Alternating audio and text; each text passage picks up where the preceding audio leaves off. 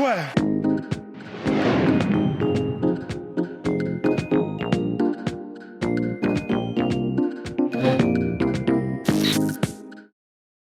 Bonjour, bienvenue dans le podcast La Sueur. Je suis ici avec Manon Fiorot.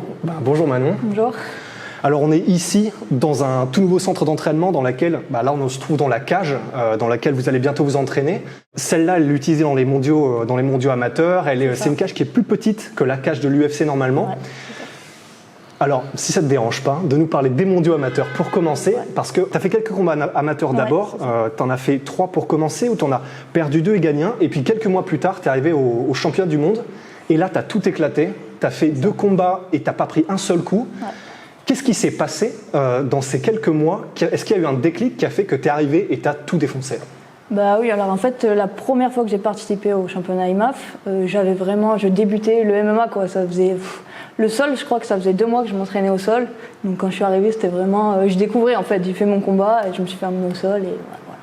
Et en fait, ce qui s'est passé, c'est qu'après, pour les championnats d'Europe, j'ai commencé à m'entraîner du coup au Boxing Squad, donc dans un vrai club de MMA. Donc là, j'ai commencé à apprendre tout ça. Donc au championnat d'Europe, déjà, il y a eu une petite évolution. Donc je fais vice-championne d'Europe. Je perds contre Cornelia Holm, qui était championne du monde, elle, qui avait déjà gagné le championnat d'Europe. Et du coup, après... Je fais les championnats du monde donc une deuxième fois et là je gagne facilement, je prends pas un coup. Voilà, ça se passe. Parce que oui, tu as commencé uniquement en 2015 le MMA. Et qu'est-ce qui fait que ça a entre guillemets pris autant de temps? Parce que là, tu es en train, véritablement depuis, donc tu as été championne du monde en amateur, tu as commencé ta carrière pro et pareil, tu as été championne de l'UFC, on y reviendra. Mais qu'est-ce qui fait que ça a pris autant de temps et que tu aies commencé uniquement en 2015 le MMA? Alors en fait, j'ai commencé à la base, je faisais du karaté. Après, je suis passée au kickboxing, boxe thaï. Où tu as eu d'ailleurs des titres. Ouais, c'est ça. J'ai eu 2 titres de championne de France en K1, classe A, classe B. J'ai fait une quinzaine de combats pour 15 victoires. Et après, petit à petit... boxe thaï, 11 combats, 11 victoires aussi. C'est ça. Tranquille. Voilà. Et petit à petit, après, j'ai découvert le MMA. Le MMA, tu l'as découvert à travers les combats ou peut-être Ronda Rousey est-ce qu'il y a eu un déclencheur qui a fait que tu t'es dit « Ah ok, je veux vraiment tenter ça » Ouais, en fait, quand je m'entraînais en kick, j'ai commencé en même temps, je pense, des gens qui s'entraînaient à la salle m'ont fait découvrir le MMA. Et en fait, au début, je me suis dit, je pensais même pas du tout combattre, je sais pas lutter, je sais pas faire de sol, donc je me suis dit, bon, ça va être chaud. Et après, j'ai découvert qu'il existait une équipe de France amateur. J'ai dit, peut-être en passant par là, c'est possible de faire quelque chose, au moins d'essayer, quoi. De toute façon, c'est un amateur, je risque rien. Et voilà, petit à petit, c'est comme ça que c'est parti. Et c'est comme ça que ça s'est fait. Et là, Aldric, me disait que tu es en train de tomber aussi amoureuse de la lutte et du sol. Donc là, comment est-ce que tu vois les choses pour l'année 2020 qui arrive, en sachant que, clairement, là, tu es la pépite du MMA français dans le MMA féminin. L'UFC, on en reparlera aussi, forcément, on est obligé d'y penser. Comment est-ce que tu vois les choses en sachant que tout semble se goupiller? Tu as battu Amanda Lino pour le titre à l'UFC, ce qui est quand même hallucinant. Elle était champ et tu as réussi à la battre. Et en plus, je me permets, c'est pas juste la battre en fait. Ouais, ça a été une démolition. Il y a même certains arbitres qui ont dit que c'était 50-43 au niveau des scores. C'est-à-dire que non seulement tu gagnes tous les rounds, mais en plus il y en a plusieurs où c'est vraiment 18. Comment est-ce que tu vois les choses là, sur l'année qui arrive? Est-ce que l'UFC, quels sont là les prochains combats, les prochaines échéances? Alors là, déjà, je prépare un combat encore à l'IAE déjà, donc qui aura lieu le 25 septembre. D'accord. Et en fait, on verra en fonction de ce combat, comment se passe ce combat, si je fais un beau combat, si je finis comme je veux, si je fais ce que j'ai envie de faire en fait.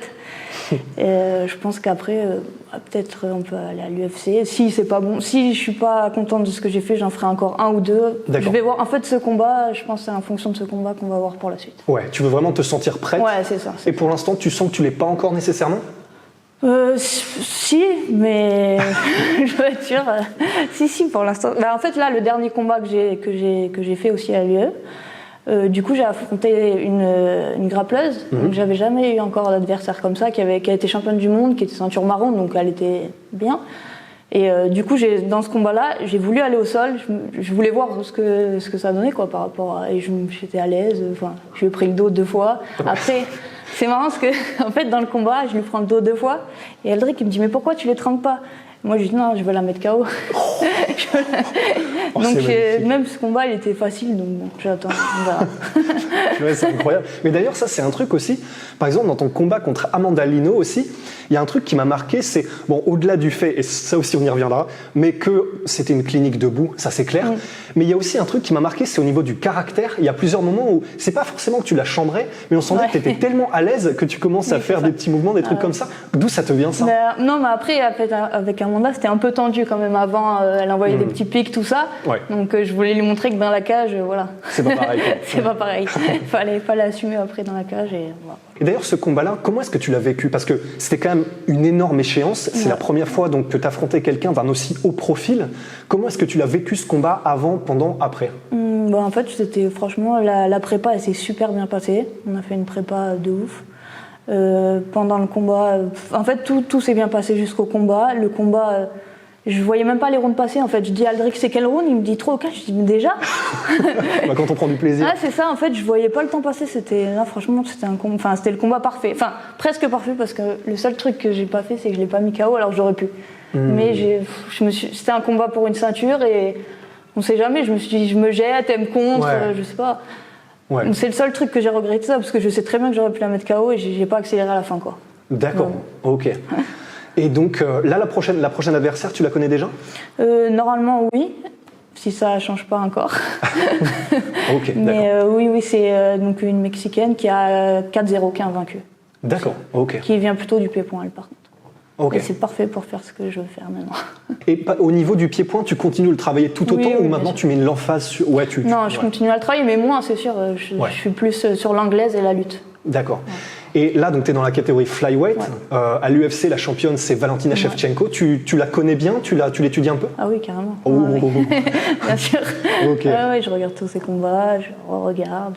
Et comment... Alors bon, déjà... je ne suis pas encore là. Ouais, bien sûr. Mais oui, et au niveau de la catégorie flyweight à l'UFC, déjà, ce qui est cool, c'est que jusqu'à maintenant, là, sur les derniers mois et les dernières années, c'est une catégorie qui était considérée comme assez faible au niveau du nombre de filles qui étaient compétitives. Maintenant, ça revient un petit peu. Il y a des contenders comme Ariane Lipski ou comme Amanda Ribas, que ça décolle.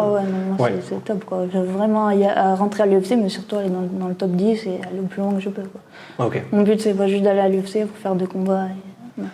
Et donc, dans l'idée, tirer à l'UFC, si ça se passe bien un combat pour le titre, tu te vois, c'est quelque chose qui te plaît, l'idée de gagner le titre et de le défendre et d'être... Oui, carrément. Je suis pour ça.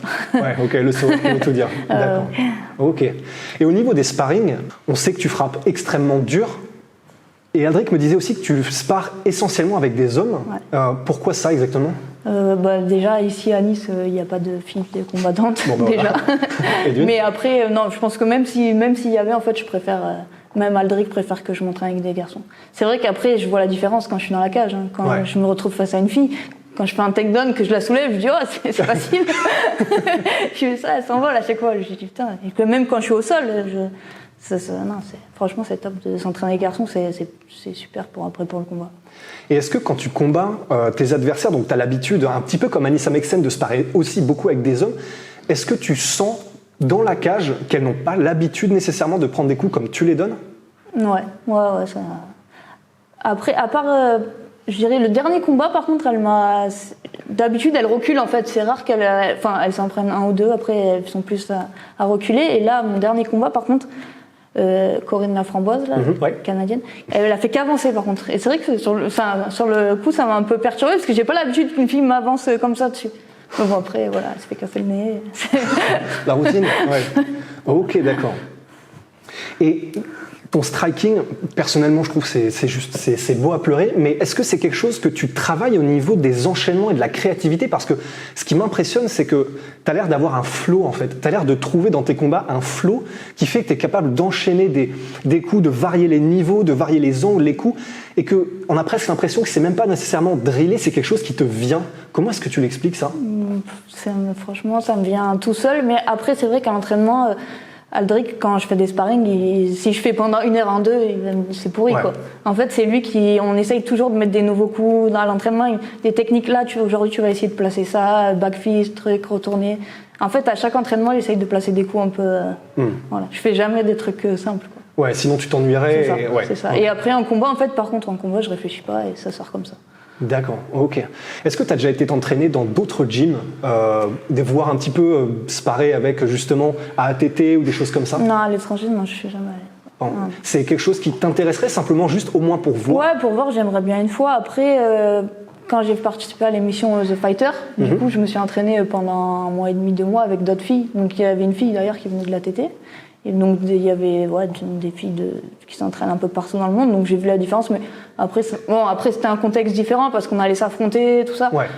Mais c'était pas. Je préfère m'entraîner ici.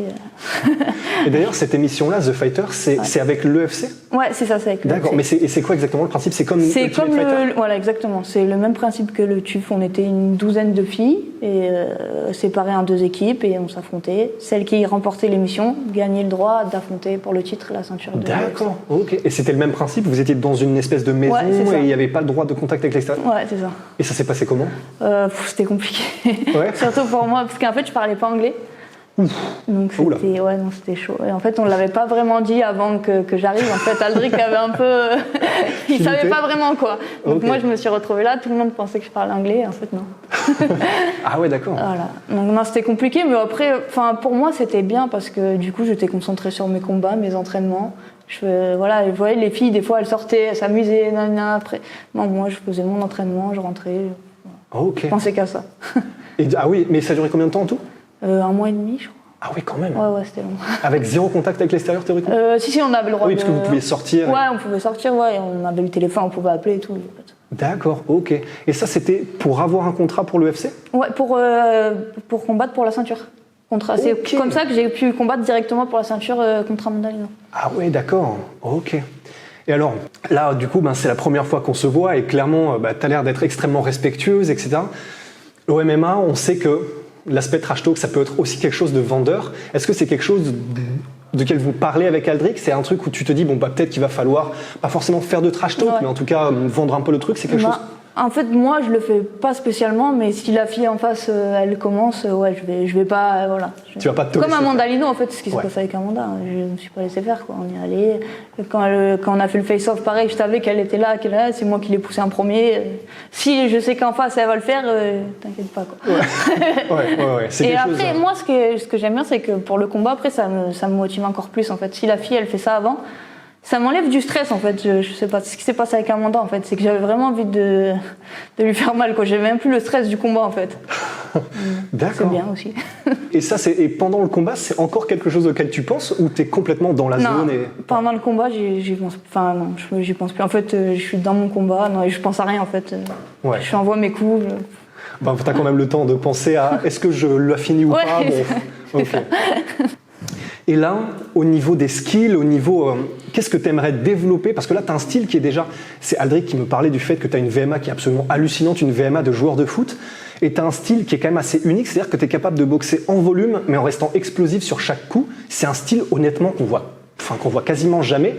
Est-ce que ça, c'est un style, évidemment, que tu vas garder et que tu penses qu'il peut vraiment faire mal au niveau même UFC, etc. Tu penses que c'est quelque chose qu'elles n'ont pas encore vu, les filles là-bas? Ouais, je pense que je vais le garder, mais en fait, je vais l'associer en fait à la lutte et après tout le travail au sol, corner and pound. Là, c'est vraiment ce que je travaille en ce moment. En ce moment, ça me plaît plus ça, en fait. Mais en fait, ce que je veux, c'est déborder un pied-point, amener au sol et finir au sol. Et même, on a vu contre Amandalino, tu étais capable aussi de faire des takedowns d'interception à la Georges Saint-Pierre et tout. Donc, on a commencé à le voir un peu. Ça, c'est quelque chose que tu vas développer pour être la plus complète possible. C'est pour ça, c'est ce que j'ai fait à mon dernier combat aussi. Justement, j'ai voulu essayer de le faire sur une fille, une grappleuse un peu forte, quoi. J'ai vu que ça passait aussi. Donc, je vais vraiment continuer à travailler là-dessus, en fait. D'accord. Parfait. Franchement, merci beaucoup Manon. Et puis du coup à très bientôt dans la cage de l'UAE. Et puis peut-être bientôt à l'UFC. J'espère. Merci beaucoup. Merci à toi. Swear.